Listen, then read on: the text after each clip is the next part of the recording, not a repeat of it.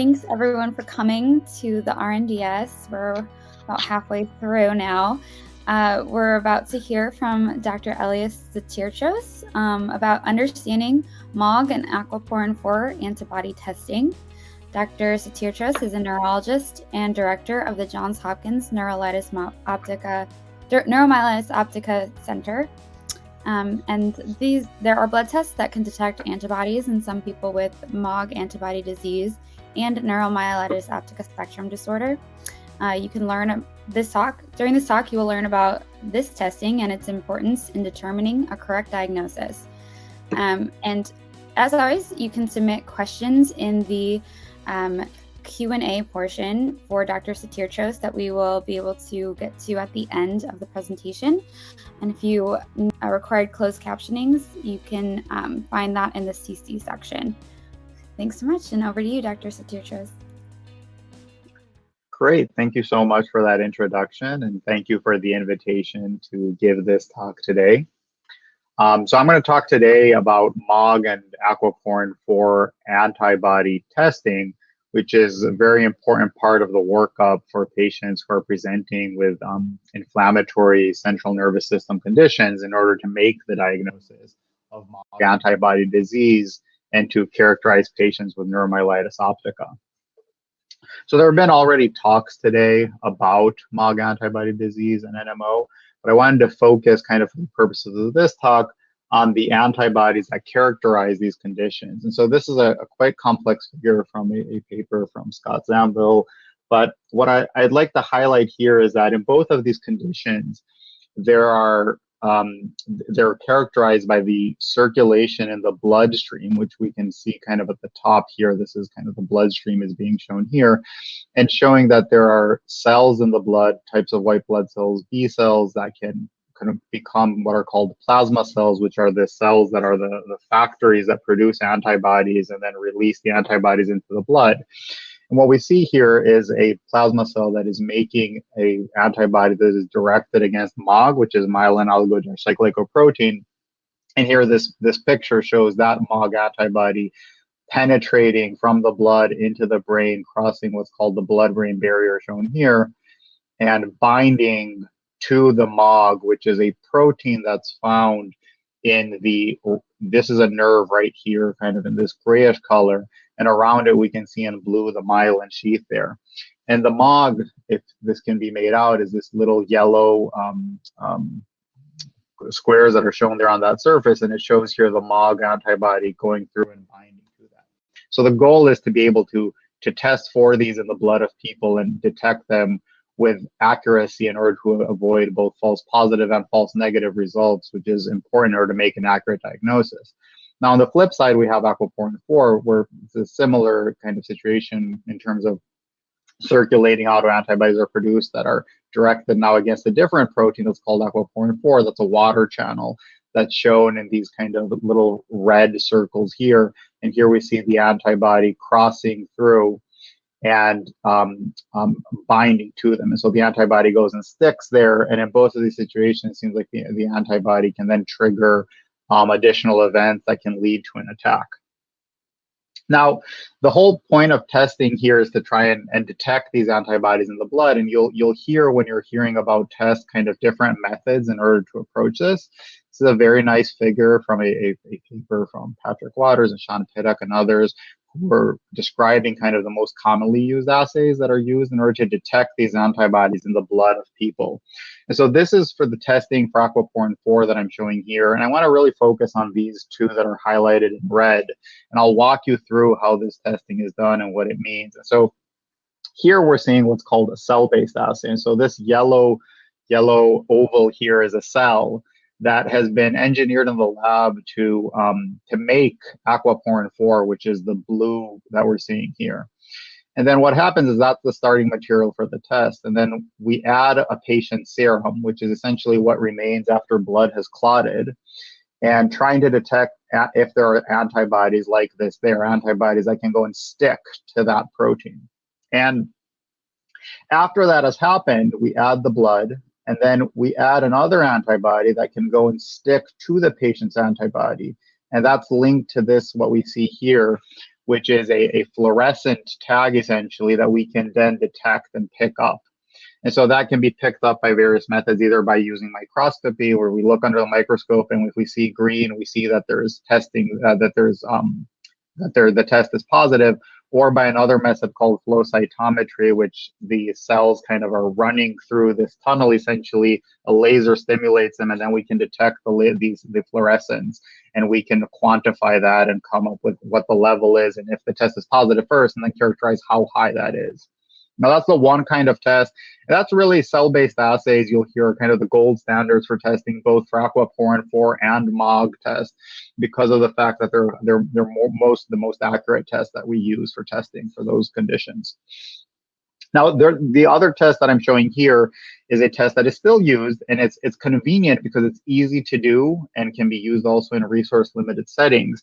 And it's called an ELISA, in which essentially we start with a plate which has the aquaporin 4 protein kind of stuck to the bottom of it. Then we add a patient's serum in which we're trying to detect antibodies, and we see the antibody here is this orange thing, and then that can stick to the aquaporin 4 at the bottom. And then we add aquaporin 4 that in any case is linked to something called biotin, and then we can add an enzyme, and this kind of releases, again, a fluorescent signal that can then be detected, and then we can quantify that and see how high it is, see if it reaches the threshold of what we've defined as being positive, and see how much it is to see if the test is truly positive. Now, similar principles apply to when we're testing for MOG, which we see that here, but I've X'd out this ELISA test, which is called ELISA here, because of the fact that in MOG, really only the cell-based assays are useful. This test, people had tried in the past to detect antibodies targeting MOG in MS and other conditions, and really the results were inconsistent. They weren't really able to show that it was associated with a very specific kind of clinical syndrome. And that's because this ELISA test, and I'll explain a little bit why afterwards, doesn't really work well for detecting the MOG. So it has to be really detected using a cell-based assay. So again, we add the antibody, then we add another antibody that sticks to it, and then we can detect this green, this fluorescence, in order to see if the test is positive or not. So this here is a picture of kind of how that looks like in a positive test for a patient who has an NMO antibody. So what we're seeing here is these are actually, each of these are cells actually. And what happens is the green means that when we added the patient's serum onto this, that it bound to it, and we're able to detect that by looking at the fluorescence there. And so this is an example of a photo from a microscope showing that that's positive. Now, as I said, these cell-based assays seem to be, they are more sensitive, which means that there are less false negatives and more specific overall than the ELISA test for aquaporin 4 antibodies. But the ELISA test can still be useful and is still actually rather sensitive and specific, just less so than the cell-based assays. And again, it's more convenient somewhat in terms of the ability of a laboratory to run it, whereas the cell-based assays are often run in more specialized laboratories. As I said, the ELISA is not useful for the detection of the MOG antibodies. And then an additional kind of factor that may be important sometimes is that the cells that we use for these what are called cell-based assays can either be live, in which they're actually alive, they're dividing, they're active, or we can fix them with a chemical compound called formalin that kind of essentially just freezes the cell. And for aquaporin 4 antibody testing, the performance of the fixed and the live assays seems to be rather close overall. Although for MOG, it seems per the latest study in which numerous centers around the world collaborated and compared assays, that the fixed assay may potentially be associated with a risk of false negatives. And so a negative in a patient with a high suspicion for MOG on a fixed assay generally should be followed up with a live test in order to confirm that in a patient who has otherwise a typical kind of clinical syndrome consistent with MOG. Now, just kind of try to highlight kind of the difference between the assays, I thought that I would show this, which is kind of how just a basic protein structure. So proteins are essentially built out of this building blocks called amino acids, and then they're folded in various ways. And this is really important because an antibody that binds to the protein when it's completely folded, it recognizes a specific part of it and then just sticks to it. But it might not recognize that when this is rolled out just with its building blocks like this, when it's not in its kind of 3D form after it's been folded. And so that is why sometimes that ELISA test can be result in both false positives and false negatives. Whereas when we have these cell-based assays, this shows kind of how the antibody is kind of outside of the cell. There's a cell here, and it has this aquaporin 4 sitting on its membrane.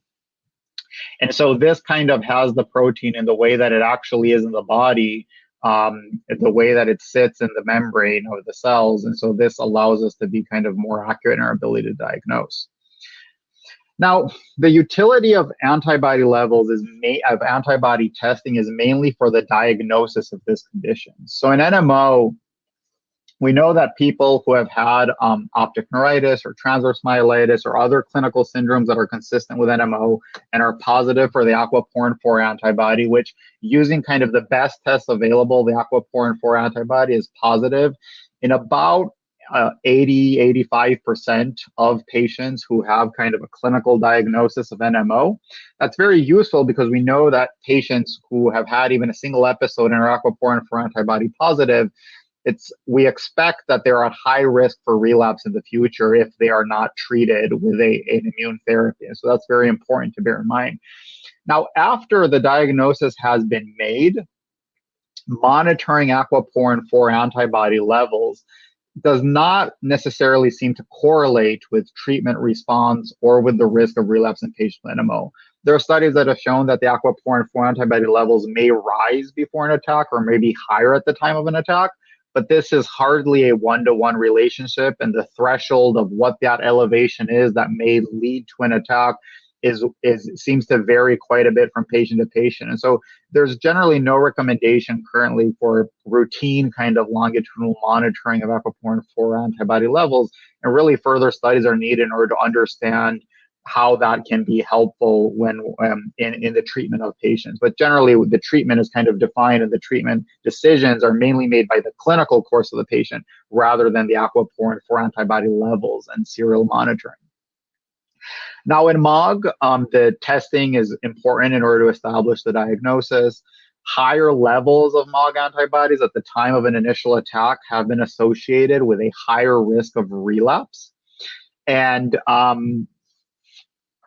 persistently being positive has been associated with a higher risk of future attacks in people who have had a single attack. So sometimes patients can be positive at the time of their first attack. So somebody comes in, for example, with optic neuritis, and their MOG antibody is positive at that time. But then they can have what we call transient seropositivity, which means that they're positive then, but then if we test several months to years later, that antibody has disappeared, now is negative. And so while this is not, does not mean that they will not have future attacks, it does seem to be associated with a lower risk. Although if somebody remains positive for MOG antibodies, it does appear that that may be associated with a higher risk of future attacks. Now, in terms of serial testing, apart from this kind of transient seropositivity versus persistent, that really is not clear if that's useful to assess risk of other relapses, additional relapses, or response to therapy. So really our decision-making in terms of treatment in MOG is mainly guided by attacks, breakthrough attacks, and the clinical course of a patient, rather than necessarily treating the MOG antibody level itself. Although, again, I think that this is also an area that's very, very important to understand further, and that's why research studies in order to further understand this would be especially important moving forward. Now, another thing I wanted to say also is that, I mean, there is always a risk whenever every test has a risk for false positive tests as well, in addition to false negative results. And so it's important that the testing generally be performed in patients who indeed have kind of clinical pictures, symptoms, imaging characteristics that are consistent with either one of these diseases. Because we do sometimes see situations in which we have kind of a low positive test, for example, in a patient who otherwise may not have a clinical picture consistent with MOG. And sometimes it's difficult to tease out whether that's a true positive or not. And it really has to be guided by other findings like the spinal fluid findings, the imaging. And so while these tests are very important and are very helpful, nothing is completely definitive, and often making a diagnosis is kind of putting a puzzle together of what does the imaging show, the MRIs, what does the spinal fluid show, and what has the clinical course and the clinical exam showed as well. So the tests always have to be interpreted in that context when we have a patient in front of us. And so these are the references for the talk, and I did leave some time for questions. It's a relatively short session, but we do have 5 minutes for questions. So I thought it would be good to have a kind of interactive session to some extent. Thanks so much, Dr. Satirtros. We did get a few here.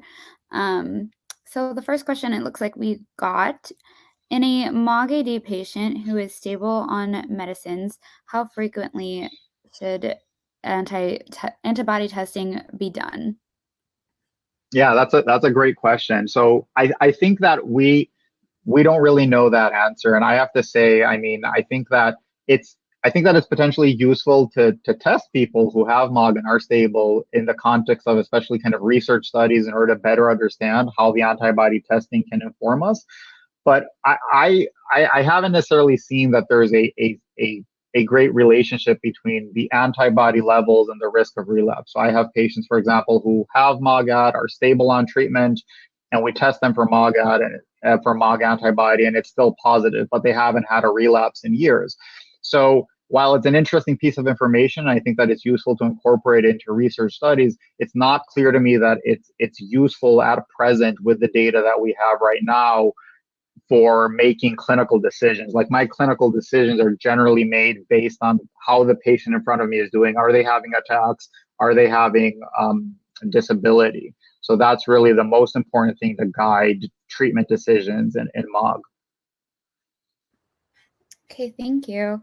Another question we have is, so if someone was diagnosed with TM, for instance, say more than 5 years ago, how important is it to get MOG antibody testing or NMOSD testing if they have never had it before?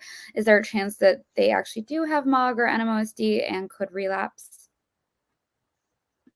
Yeah, that's a great question. So I think it's difficult to say. It depends on kind of a number of factors. So generally, the decision to do MOG or NMO testing depends on kind of the characteristics of a myelitis attack. So in general, in transverse myelitis, there are numerous features that we look at when seeing a patient with transverse myelitis, like how long was the lesion in the spinal cord. So generally with MOG and NMO, the lesions are more typically kind of what we call longitudinally extensive, which means that they're kind of more than what we call 3 vertebral segments long. Then it's kind of how big was the lesion? Did it involve the entire spinal cord when we're looking at it kind of cross-sectionally, or part of it? And then we also, very important features are kind of what the brain MRI looked at, how people evolved with steroids, and how their clinical course was. Because there are features that could be consistent, for example, with a diagnosis of multiple sclerosis. And so in that context, I mean, I think that it's difficult, and it would have to be kind of an individualized decision depending on what that transverse myelitis looked like on imaging, what the spinal fluid findings, what the brain MRI looked like, in order to better understand that. Got it. Thank you.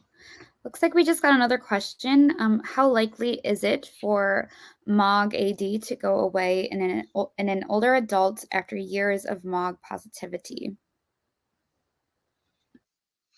So that's a great question. I don't think that we necessarily know the answer to that.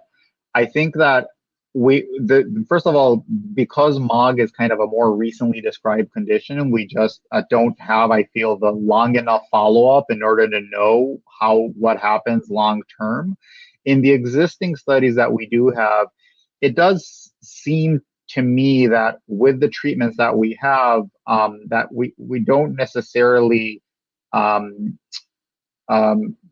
seroconvert our patients to negative. I have patients who, for the most part, if they've been persistently positive for years, it seems that it does remain positive after that.